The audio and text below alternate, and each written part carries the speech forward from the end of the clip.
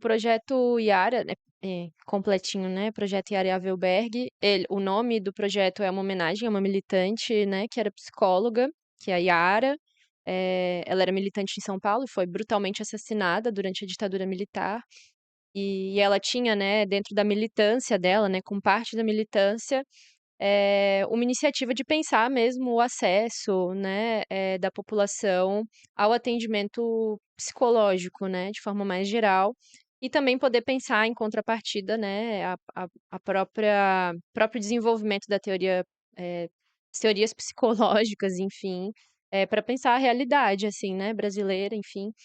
E a gente surge, né, de um conjunto de pessoas que se formaram em psicologia e que seguiram sua formação no campo da psicanálise, Uhum, né, e enfim, um conjunto de pessoas que tem essa preocupação também, né, e aí a gente inicia o projeto Yara, que é um projeto de clínica social, né, e aí o que seria isso, né, quando a gente fala clínica social logo se pensa, valor mais baixo, né, de atendimento, mas não é só isso, assim, né, é uma iniciativa, assim, de tentar coletivamente, né, entre um conjunto de profissionais, criar um dispositivo, que permita ampliar o acesso ao atendimento, psicanalítico, né, psicoterapêutico também,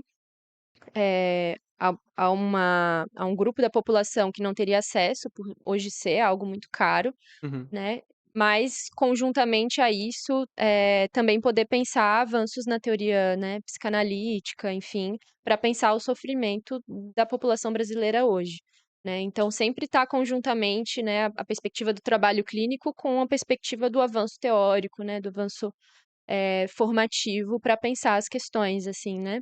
Uhum. Eh, e pensando, assim, né, a questão da clínica social, tendo como mote, assim, eh, ter o dinheiro não como um impeditivo do tratamento, assim, né, é um pouco por aí que a gente vai, assim. Então se a gente pega, né, o valor monetário ele é muito diversificado, né, para uma pessoa ou para outra, né. Para uma pessoa R$ 100 significa algo, para outra pessoa R$ 100 significa outra coisa, Uhum. né. R$ 30 para um não é nada, R$ 30 para outro é muito, né. Sim. Então, poder receber as pessoas e conversar mesmo, né, qual que é a realidade financeira, qual que é o valor que o dinheiro tem para cada um, e a gente poder pensar um tratamento a partir disso, né. Então, que a pessoa faça um investimento, né, em dinheiro, mas que o dinheiro não impeça que o tratamento ocorra, né, que o dinheiro não expulse essas pessoas do espaço clínico, Sim. né. Isso é interessante porque, do pouco que eu sei da discussão, eu sei que tem uma discussão forte sobre o papel do dinheiro na clínica, né, como, Uhum, a função que ele cumpre, etcétera.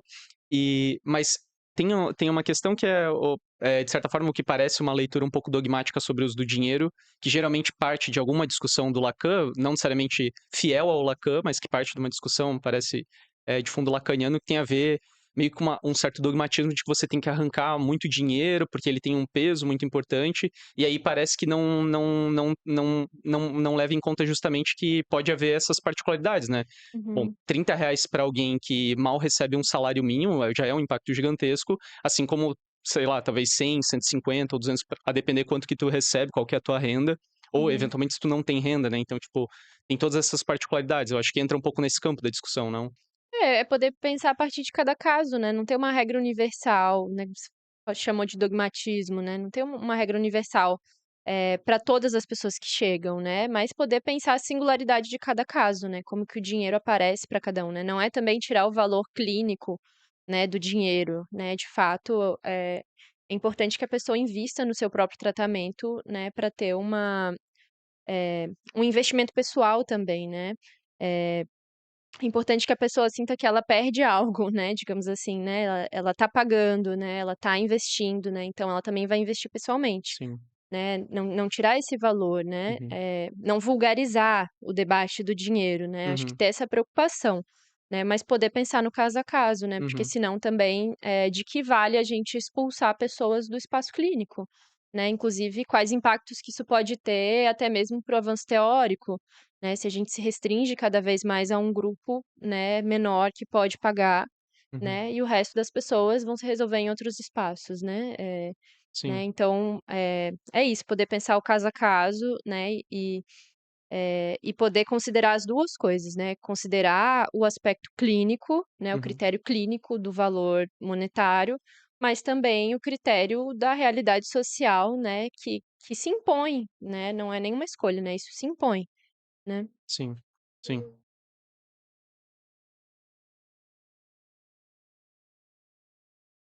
A Ana tá falando nos bastidores que tem, tipo, junto com essa ideia de dogmatismo, tem também uma certa concepção também vulgar de que, então se tu paga pouco, o atendimento seria de baixa qualidade ou algo assim, né? Sim, sim, não, isso é algo importante mesmo, porque até as pessoas que chegam, às vezes, no projeto, né, as inscrições são pelo formulário, né, e o profissional depois, faz o contato, e as pessoas, às vezes, chegam pra gente, assim, né, achando que vai ser um atendimento por estagiário, né, um atendimento por alguém menos experiente, né, algo que a gente tem buscado desconstruir também no projeto, né, porque não é isso, Uhum, né, a ideia é que possa ser um atendimento de muita alta qualidade, na verdade, né, é isso que a gente se compromete, assim, né, são profissionais hoje que integram o projeto que já tem um percurso clínico, né, longo, né, tem um percurso formativo, e que escolheram uhum. dedicar parte do seu trabalho à clínica social,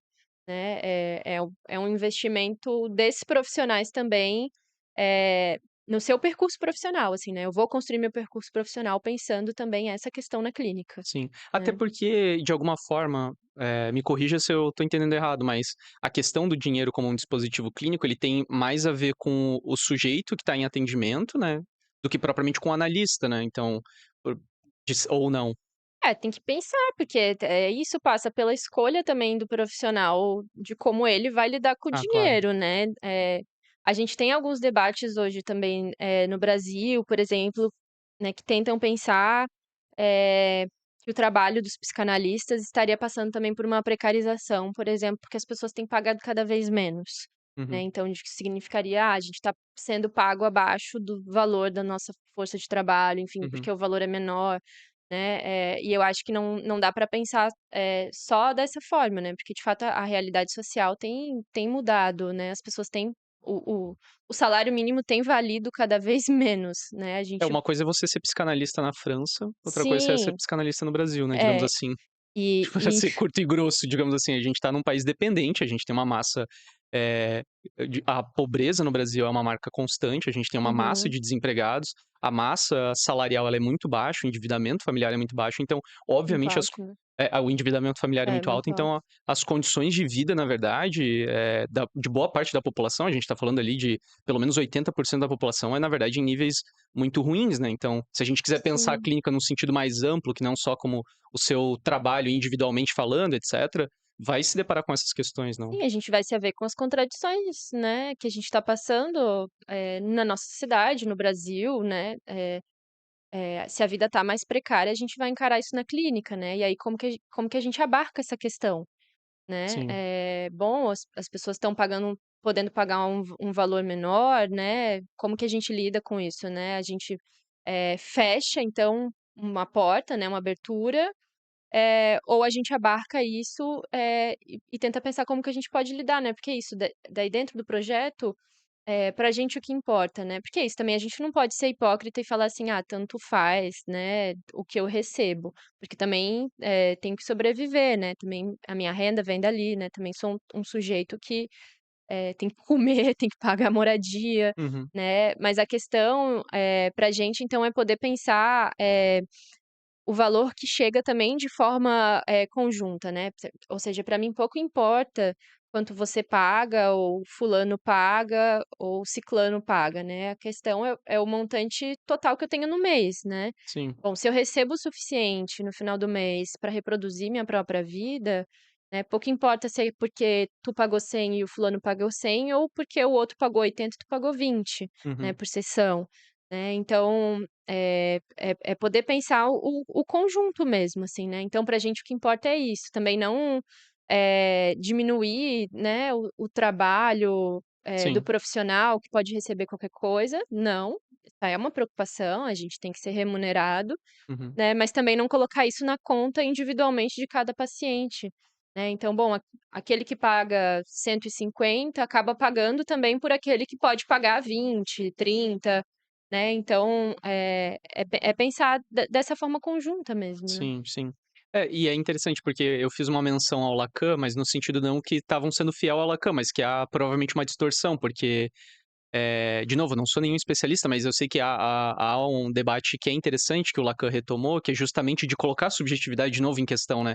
E Hum. algo que parece que estava se perdendo na época na psicanálise, de começar a tratar as coisas já com pré-formulações, com certas sistematizações já definidas, e tem toda uma discussão do próprio Lacan de tipo: "Não, tem que retomar o que é de subjetivo, o que é de particular, etc".